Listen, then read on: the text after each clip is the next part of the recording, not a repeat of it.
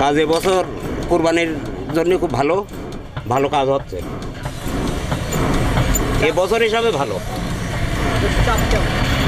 কাজের চাপ আছে ভালো। আর এখনও তো 3-4 দিন সময় আছে, কাজের চাপ আরও বাড়বে। কোরবানির ঈদকে কেন্দ্র করে মোটামুটি যথেষ্ট কোপা ছুরির ভিড় আছে। আর এই শেষ মুহূর্ত পর্যন্ত, ঈদের আগ মুহূর্ত পর্যন্ত যদি এরকম ভিড় থাকে তাহলে মোটামুটি আমাদের এবার একটা বাম্পার ঈদ যাবে আশা করা যায়। এই আর খরিদ্দার পাতি চাপ অনেক বেশি অন্য বারের তুলনায়।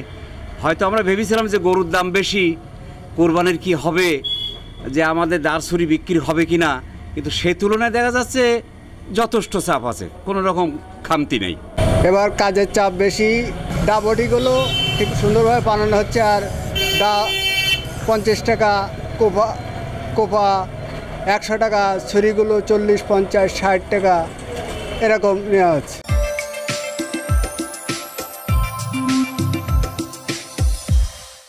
দা ছুরি পালনের জন্য তাই এবছর এত ভিড়, যা উনি আমার 2 দিন পরে দিল এখন এই মুহূর্তে। আর উনিও খুব উৎসবমুখী, উনি আয়ের উৎস অনেক বেশি অন্যবার ছাড়া, এজন্য উনিও ব্যাপক খুশি। দা কোপা বটি কেনার জন্য আসছি, দাম এমন বলছে যে ক্রয় ক্ষমতার বাইরে। গতবার যেটা কিনেছি যে টাকা, এবার আরও বেশি টাকা চাচ্ছে। গরুর দামও বেশি পড়েছে।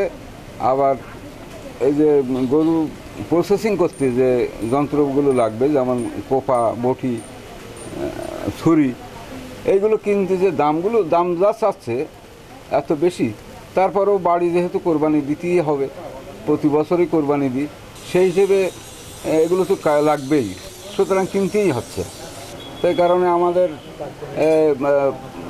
কোরবানি যেহেতু প্রতি বছর আমরা মুসলমান হিসেবে আমাদের এই কোরবানির জন্য এটা লাগেই, অথচ কেনাই লাগবে।